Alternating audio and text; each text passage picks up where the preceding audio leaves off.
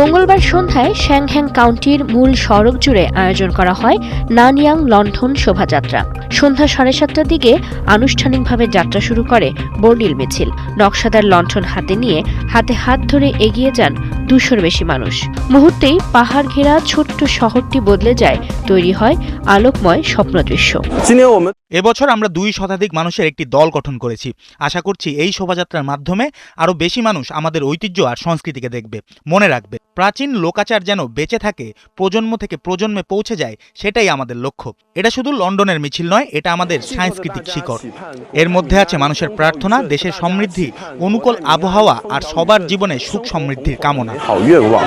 একটির পর একটি লণ্ঠন জ্বলে উঠতেই অন্ধকার রাত জেগে ওঠে রং, নকশা আর ঐতিহ্যের আলোয়। শোভাযাত্রায় বিশেষ আকর্ষণ ছিল 2 ধরনের প্রাচীন লণ্ঠন, একটি ব্যারেল লণ্ঠন আর একটি ফেইস লণ্ঠন। আকার আকৃতিতে ভিন্নতা থাকলেও পাশাপাশি এগোতে এগোতে যেন তারা একে অন্যকে পূর্ণতা দিচ্ছিল। প্রায় 1.5 মিটার লম্বা বেঞ্চের মতো কাঠের তক্তার 2 পাশে বসানো ছিল 2টি লণ্ঠন।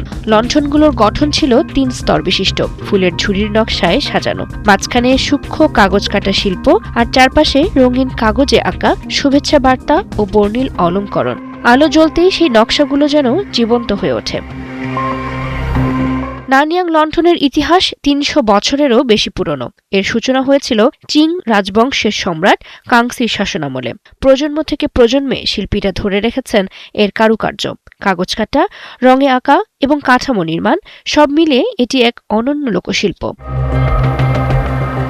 পাহাড়ি শহরের নিস্তব্ধ রাতকে রঙিন করে দেয়া এই নানয়াং লণ্ঠন প্যারেড যেন মনে করিয়ে দেয়, আলো শুধু অন্ধকার তাড়ায় না, ইতিহাস আর ঐতিহ্যকেও নতুন করে আলোকিত করে।